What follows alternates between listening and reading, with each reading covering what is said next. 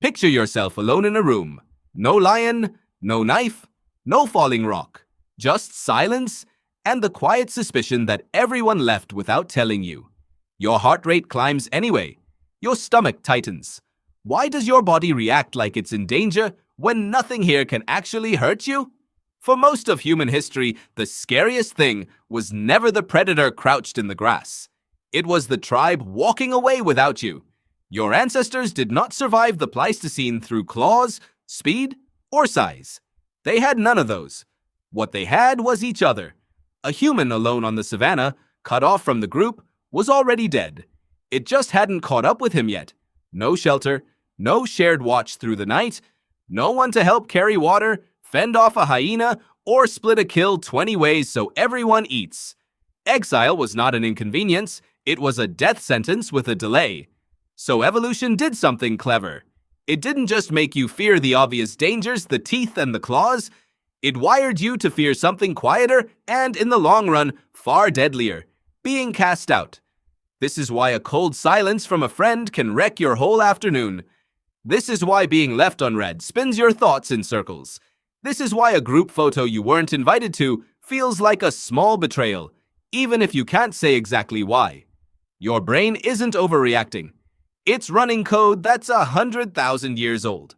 In 2003, the psychologist Naomi Eisenberger ran an experiment that changed how scientists understood social pain. She put people in a brain scanner and had them play a simple ball-tossing game with two other players, except the other two weren't real. They were programmed to gradually stop passing the ball until the participant was left out entirely. Just a game. Just pixels. But when Eisenberger looked at the scans, the brain regions that lit up during exclusion were the same regions that light up during physical pain. The anterior cingulate cortex, the same circuitry your brain uses when you stub your toe or burn your hand, activated when someone simply stopped throwing a virtual ball your way. Your brain, it turns out, does not have a separate department for social injury. It uses the pain system. Rejection isn't like a punch. To your nervous system, it practically is one. Why would evolution build it that way? Because a warning system only works if it hurts enough to change your behavior. Physical pain keeps you from putting your hand back on the stove. Social pain kept your ancestors from wandering too far from the fire, from insulting the wrong elder, from breaking the unspoken rules that held the group together. The sting of being left out wasn't a design flaw. It was the whole point. Kipling Williams, a social psychologist who spent decades studying this exact phenomenon, gave it a name: ostracism. He found something strange in his research. It didn't matter if the group excluding you was a stranger, a rival, or even a group you disliked. It didn't matter if you knew, logically, that the rejection meant nothing. The pain showed up anyway, fast and automatic, before your rational mind even had a chance to weigh in. Williams called this the reflexive stage of ostracism. Your feelings get hurt first. Your logic tries to catch up later, and often it loses. Think about how strange that is. You can know with total certainty that being unfollowed by a stranger online has zero bearing on your survival, and still feel that small drop in your chest. That gap between what you know and what you feel is not a personal weakness. It's the fingerprint of deep time sitting inside a modern skull. For nearly all of human existence, there was no such thing as a stranger's opinion not mattering. Every person you met belonged to your world, because your world was small. A band of ancient humans typically numbered somewhere between 30 and 150 people, a figure the anthropologist Robin Dunbar later traced to the size of your brain's social processing capacity. Everyone knew everyone. Reputation wasn't an abstraction. It was your entire safety net. Lose standing in that tiny world, and there was no anonymous city to disappear into, no new town to start over in.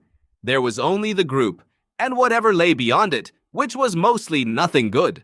So your brain still behaves as if every social slight is a survival event, because for the overwhelming majority of the time it spent evolving, it was.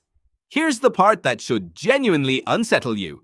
Your ancestors' fear of predators was, in some ways, easier to manage. A lion is visible. It has a location, a direction, a distance you can measure. You can run, climb, or fight. Exclusion offers none of that clarity. It arrives quietly, through a tone of voice, a meeting you weren't invited to, a joke you didn't get. There's no fixed shape to fight, just an ache, and a mind left to guess at what it means and how to fix it.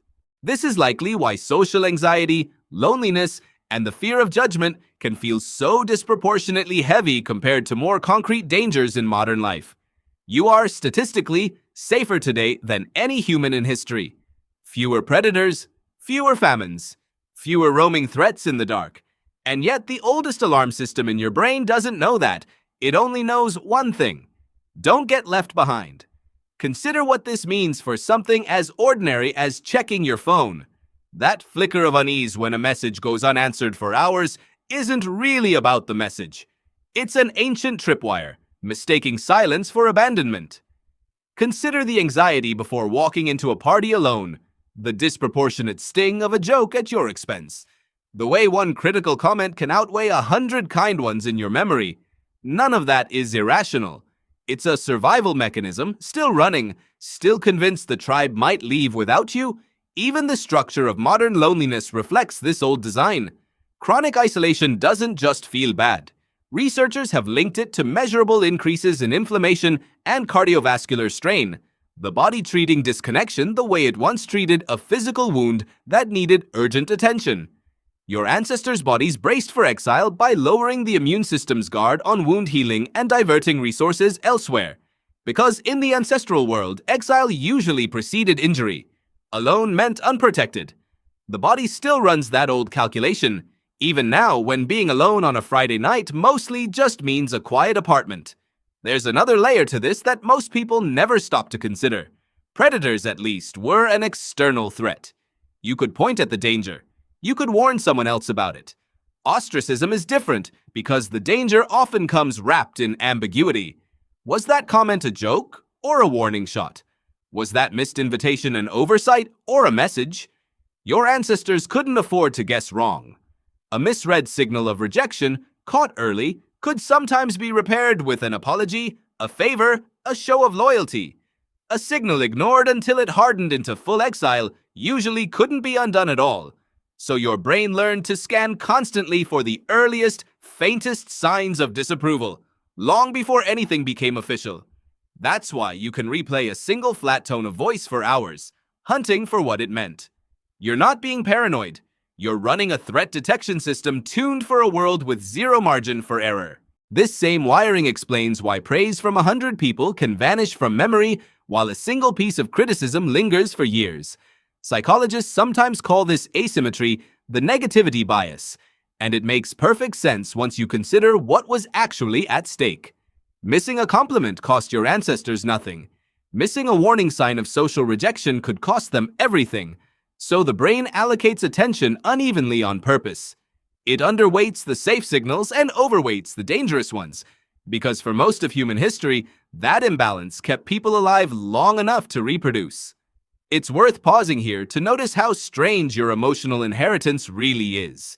You live in a world of billions of strangers, most of whom will never know your name, let alone judge you. And still, the opinion of a single coworker or a stranger's comment online can occupy far more of your mental bandwidth than it logically deserves. That imbalance isn't a personality flaw. It's a mismatch between the size of the world your brain expects and the size of the world you actually live in. Your brain still assumes every person you meet is a permanent member of your one and only tribe, because for nearly the entire span of human evolution, that assumption was correct.